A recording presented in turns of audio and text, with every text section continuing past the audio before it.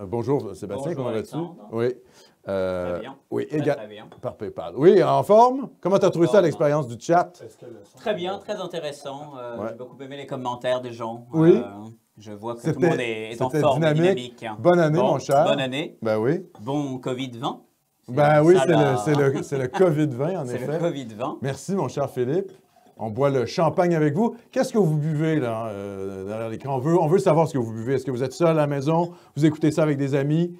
Qu'est-ce que vous buvez à la maison? On veut avoir les commentaires. La veuve Clicquot, ça va, hein, ça se défend assez bien. Oui, ça c'est un bon. C'est un bon. Alors toi, mon cher, qu'est-ce que ça a été pour ton coup de pied, coup de cœur de cette année? Moi, je suis toujours dans les dynamiques systémiques. C'est bien ça. Alors, mon coup de cœur comme mon coup de pied sont des dynamiques.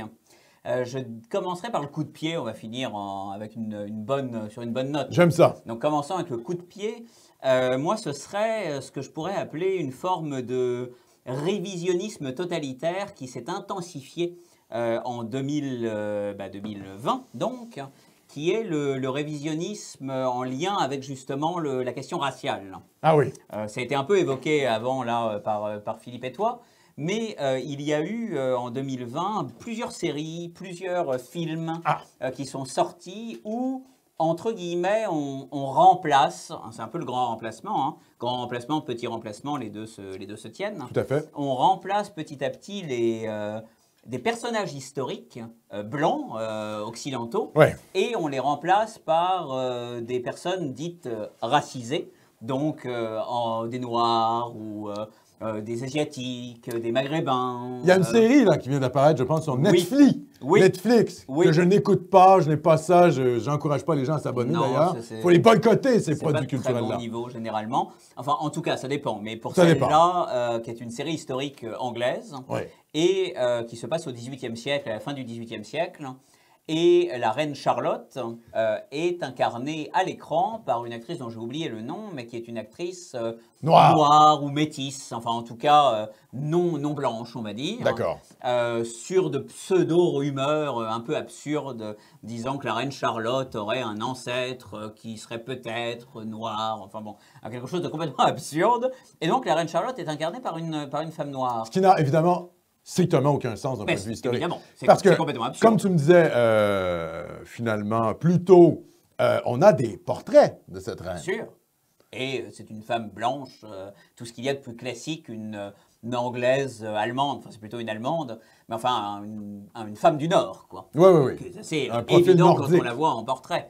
Mais ça, c'est quelque chose qui se fait de plus en plus, c'est-à-dire qu'il y a eu un film qui est sorti, mais c'était pas là cette année, sur la reine Marie Stuart, et on voit la dame d'honneur de la reine est asiatique, l'ambassadeur anglais est noir, enfin ça n'a évidemment absolument aucun sens du point de vue historique. Ouais.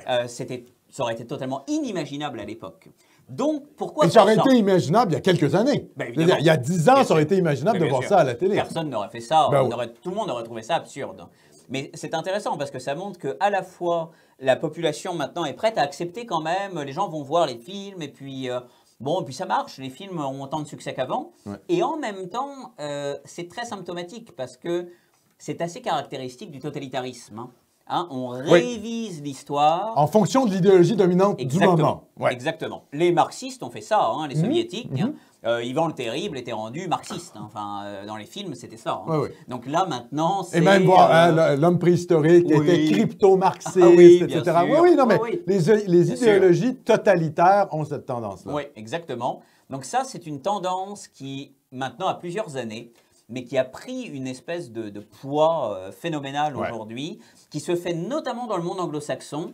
En France, on hésite un peu, mais il y a une série qui vient de sortir sur, je ne sais plus comment elle s'appelle, mais ça se passe au moment de la Révolution française, et le personnage du docteur Guillotin, qui a inventé donc la guillotine, est joué par un Maghrébin. Ah!